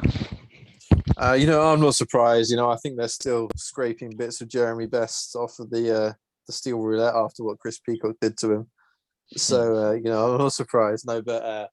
In all seriousness, it did take me a bit by surprise when Dub told us in the staff Discord that he was going that way with it. Baxter, of course, already's got a North American title shot, in the chamber, so it could be going for even more. And I think the general theme when Baxter has been featured in promos, where he's desperately wanted to prove himself, but then he's got it's Bill, his name, isn't it? That's kind of Bill telling Scorpion. it. That's it. Yeah, telling it. John Goodman. That was it. Yeah, telling him off every time he tries to think for himself. So this is going to be consistently all about Brian. So very interesting to see how he plays in that dynamic, and it could definitely work to his advantage. And you mentioned how well Baxter's been doing in the rankings, and I think if you think about it, it does make sense because he brought Best in first on his own, established Best to a very good standard, and then he got his writing up to that standard, and then brought in this next character. So Baxter literally just hit the ground running because Dub was already in a stride, and he'd already been telling a linked story. So I'm very, very excited to see what's going on with Brian, and then equally, what's Jeremy going to be doing during all of this? A big thing, you got to think about is Toner's got to defend the world title in this cycle. Jeremy holds a win over Danny Toner, so that could be Dub's thinking. Don't know. Like I said earlier, he's been fiddling the books already, so I wouldn't be surprised if he makes that happen. Yeah, Dub has really been benefiting from that times 1.2 mod multiplier on grades, hasn't it, since peak. But why not mention it? Yeah. Number 11, a man, another highly decorated performer in the Fantasy Wrestling Alliance, a man that is synonymous with the FWA North American Championship. He is the man who has held that belt the most times, and I believe he's 20 something, or maybe even less than that, days short of having the most combined reigns as well with that title belt. And he also has the longest reign North American Championship belt. A man that CBK and Sean Summers know very, very well, of course. I am talking, and myself and MBH, of course, big feuds against all three of the people here, if you include the Peacock Parr feud towards the start of the year. Mike Parr is entrant number 11, representing Executive Excellence. We know that Toner is in, and now we know that Parr is in as well, the second EE member to announce his participation in this tournament. And extremely impressive that Parr managed to qualify, even though only posting a quarter of a promo for Lights Out. That just is a testament to Parr's writing quality and the other work that he's done leading into Lights Out. CBK, I'm going to come to you first here for your thoughts on Parr and Prodigy, given that your recent lengthy, highly acclaimed Yo Listen feud. I'm very surprised. I'm very surprised, but I'm very happy at the same time. I'm surprised because I wasn't sure. I wasn't sure if Parr would want be down to do a tournament like this, But I'm happy because I fucking love reading Parr's work, and working with him to come up with some creative stuff just for the stock market was probably some of the funnest I've ever had in an E-Fed. So I think he's a phenomenal writer. I think the Mike Parr character, this could be a lot of stories that could be told in this whole entire tournament, especially with imagine Mike Parr versus Danny Toner. Toner is the de facto leader of Executive Excellence. But what happens if Parr picks up that victory? Is Parr going to just lay down for Toner, So there's some storylines that could be going in here. And if Parr was to get a world title shot, I would be very happy for him because no one deserves it more. Sorry, man. I know you've been looking for a world title shot, but Parr is my guy. Prod's been doing this a lot longer than me, so I'm not gonna dispute that at all, really. So I think you picked up exactly on kind of the thing that springs immediately to mind is, can Mike Parr versus Danny Toner happen? It's got a very good chance of happening. Then what happens there? Depending on, will Toner need the win in the tournament? Will Parr need it more? Depending on if and when they. Oh, shit! Hang on, just dropped my phone. Can you still hear me? Yeah. Cool. Sorry about that. Yeah. If and when they do kind of meet up in the tournament, and where they both stand at that point in time, interesting to see where it goes. And like you touched on SS as well, he's got quite a few old rivals in there already that he might end up having to face. He's got Michelle, he's got Cyrus, he's got Peacock in there, all people he's had issues with before, and obviously the fact that he's with Executive Excellence, he's got a target on his back just for that. So it's gonna be interesting to see how Prod does. But again, he's one that's got the quality and he's got the consistency as well. So he has what it takes to do well in the tournament. Absolutely. And rounding out the field, entrant number 12, somebody who we've spoken about already in reasonable amount of detail during this podcast. They've impressed recently, particularly at the Lights Out show. Entrant number 12, the final entrant into the F1 Climaxxx, will be Tommy Bedlam. Will round out the field. So well done to Tommy Bedlam for earning his qualification. That incredible promo for Lights Out, definitely pushing him over the edge and giving him the little boost that he needed. Quick shout out to Vampira, who was actually one position below the position that they needed to be in order to qualify for the F1. So unlucky to Vampira, but I'm sure there's still plenty that Vampira can sink her teeth into going forward over the next cycle. But yeah, big. Was that a pun, by the way? It was. It was.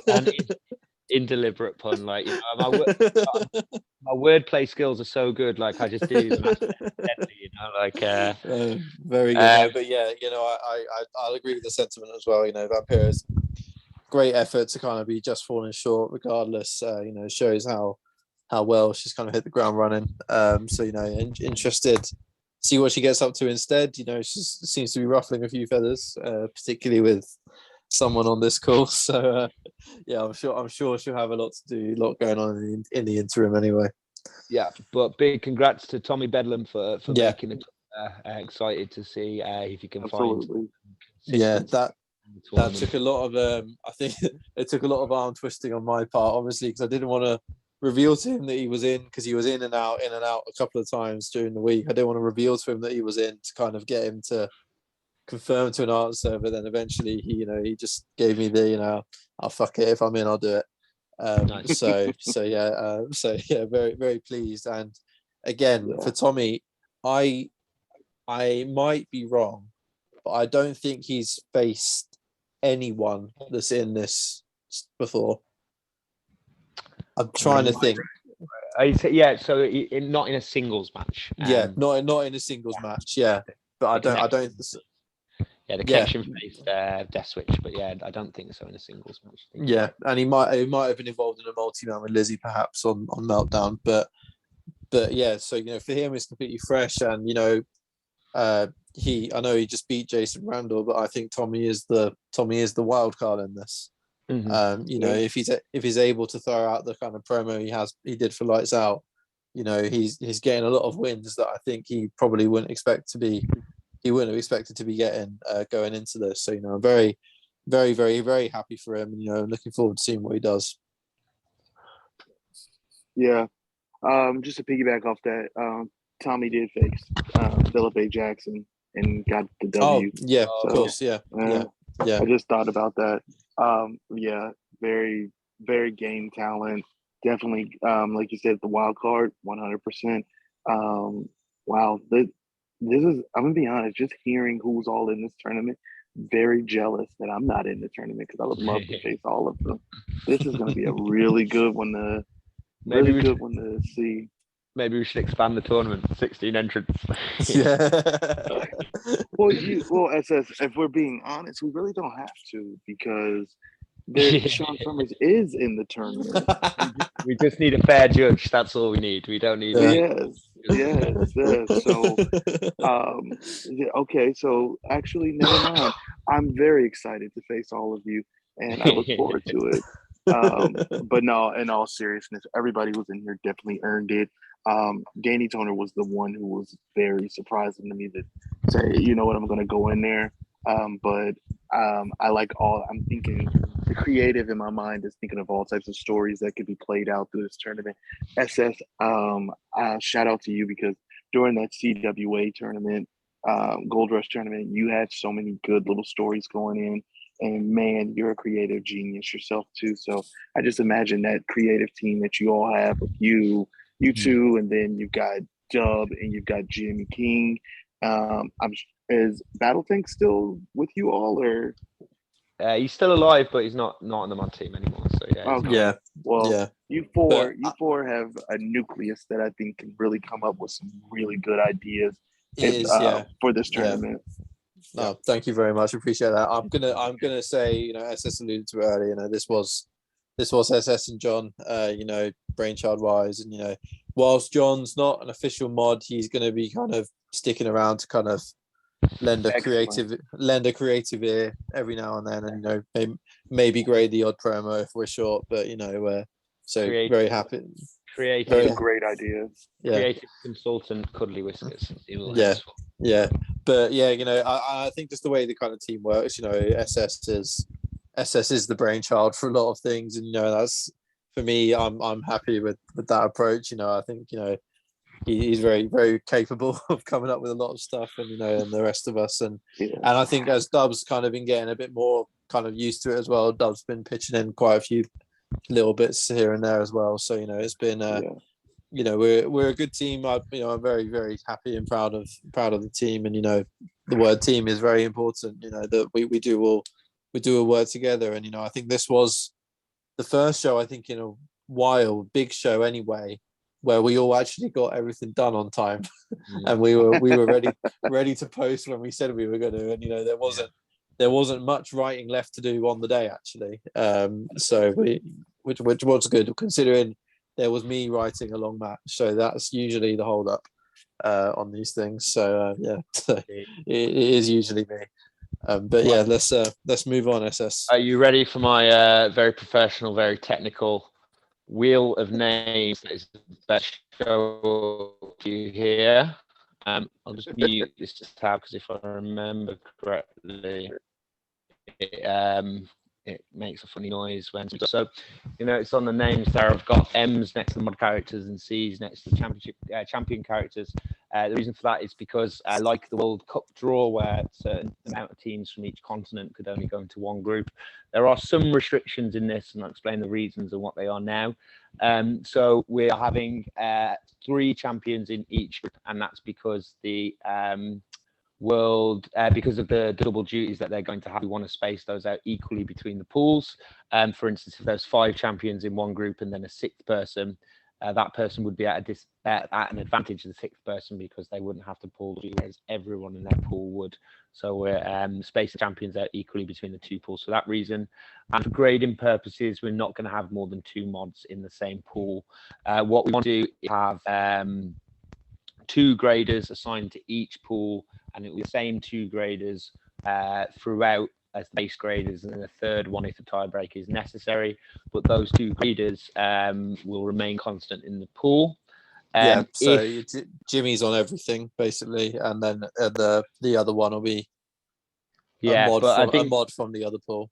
What we also discussed was if 2 people end up with the same amount of wins, with and they're in 2nd and 3rd in their pool, so difficult to pick who goes through. We're kind of in 2 minds at the moment whether that's going to be decided on a head-to-head between them 2 who won that singles match, or on grade averages.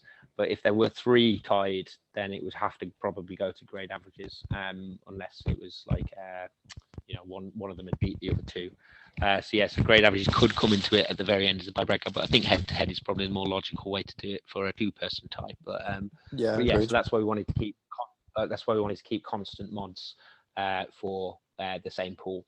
So as soon as 3 champions go into one pool, the rest of the champions will be also filled into the other pool, and as soon as 2 mods go into one pool, the 3rd mod will also filled into the other pool if necessary. Other than that, there's no restrictions. So Grayson and Michelle, for instance, could end up in the same pool. We're not splitting the tag champions or anything like that. So we're going to draw it as pool A name and then pool B name, and keep repeating like that until we need to. If there's autofills, then we will catch up with the other pool before going back to alternate. But I'll explain as we go. So click to spin. Let's have a go and see who the first name drawn at FWA Climaxxx will be. And that looks like it's going to be Cornelius Caesar, who gets through on my Google Doc in pool A. My computer is going to load it. Yeah. In pool A, we will place Caesar, all lower caps and like a jobber. And then second name.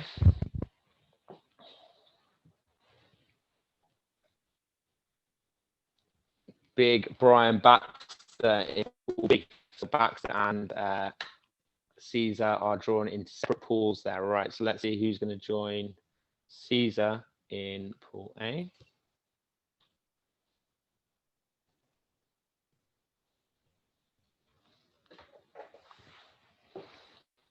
This is so exciting.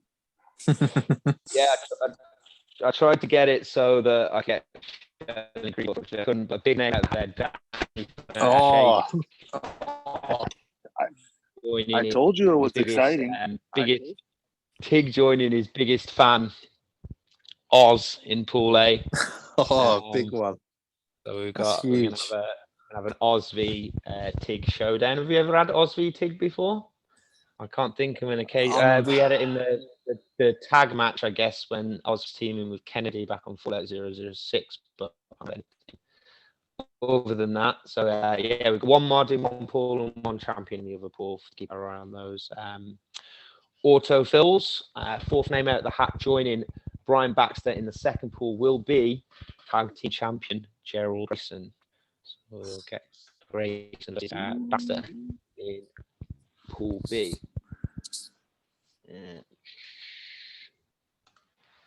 Okay, fifth name out. See, this is why I had to make it clear that all names were being thrown into the hat, because now each of them will be picked out in turn. Oh, we are going to get the rematch. and Oz versus Raw as well. The rematch and Oz versus Raw. Huge that we're going to get that Alistair Black versus Danny Toner rematch there as part of the pool A. I am so hoping that Michelle was the fourth name in that pool. That would be something. Here is the next entrant into pool B. It's going to be X joining Gerald Grayson and Baxter in our first second pool in pool B. Just double check. No need for any autofills yet. No, I think we're good. We've got two champions in pool A. So if we were to get a third champion in pool A, that will mean that the other two will automatically go into pool B. So yeah. Okay.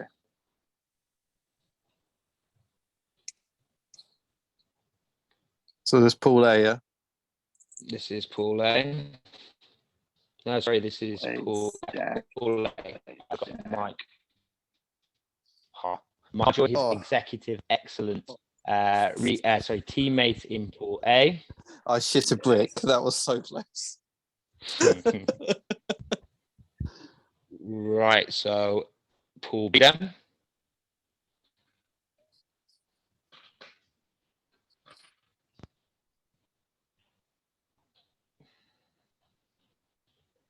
That is going to be Peacock, which means Michelle's in pool A.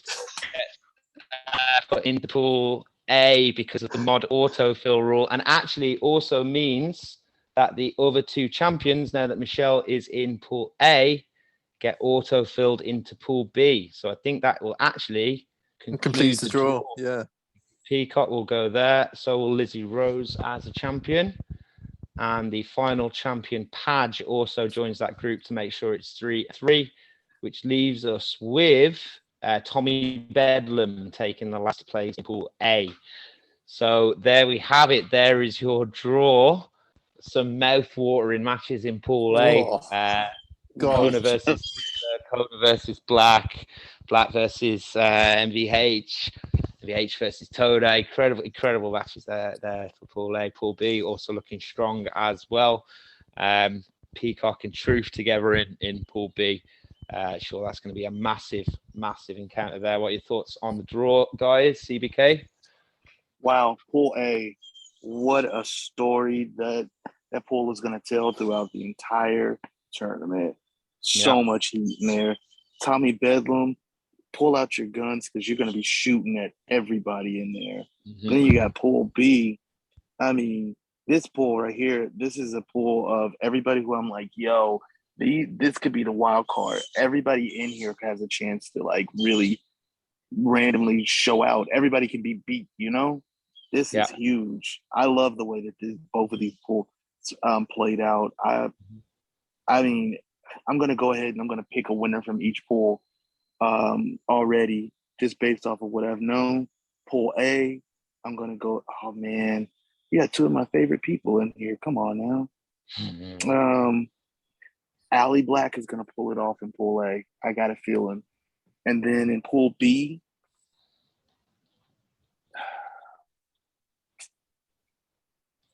all right, you convinced me. Peacock's going to win pool B. I think the final's going to be Allie and Peacock. Well, Ali v Peacock in the final would be something. Remember, top 2 from each group do qualify. So yeah, it is possible for 2 people from. Oh, we get 2. Oh, yeah, well, shit. 2 into the Well, let me semis. go back and pick my other 2. Yeah, We Pool A, Michelle Van Horowitz, definitely. And then Pool B. Good lad. Pool B is definitely going to be Sean Summers.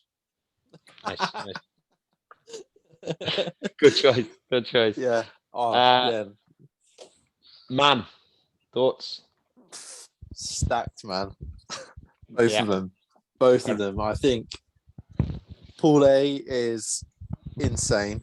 The promo quality that's going to come out of that group, with obviously, just the quality you expect from, like Toner, Black, Par, and MVH, and then you've got Oz, who's going to be wanting to be able to say he's beaten all of those people. And then you've got Tommy, who I think is going to have to just approach it with a nothing to lose mentality and just go for it every single time. Yeah. And I think if he does do that, I wouldn't be surprised to see him getting a couple of wins.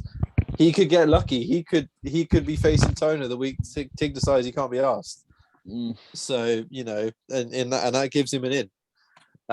And considering you've got Toner, Black, and Michelle all will have to do a double duty in there at some point as well. So there's going to be a lot going on in Pool A. Pool B, again, I think CBK said it perfectly. Everyone in that pool, everyone can beat everyone.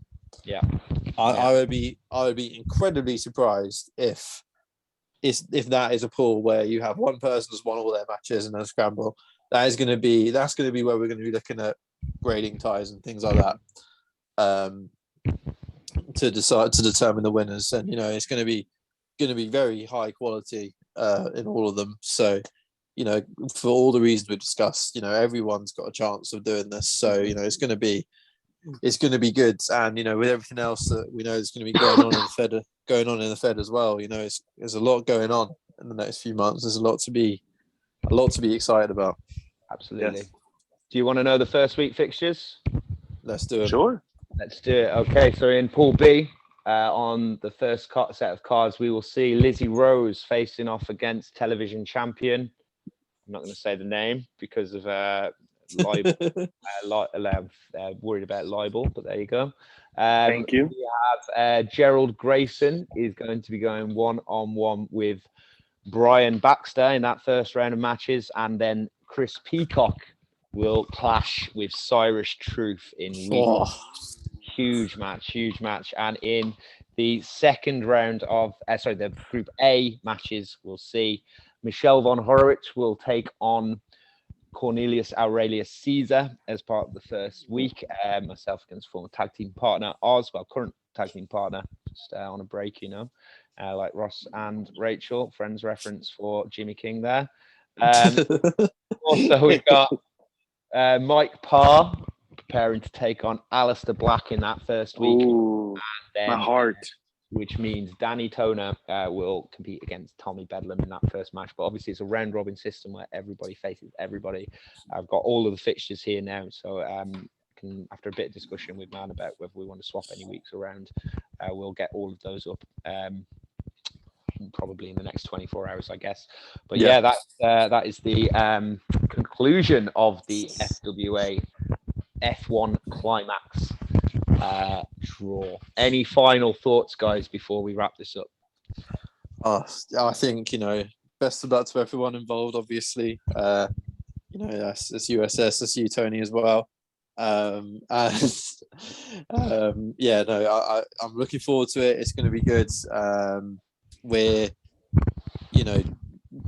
know those first fixtures. We know now we've got 6 what are going to be very good pairs of promos going up against each other. Best of luck. Let's show why we're the best at doing all this. Yeah.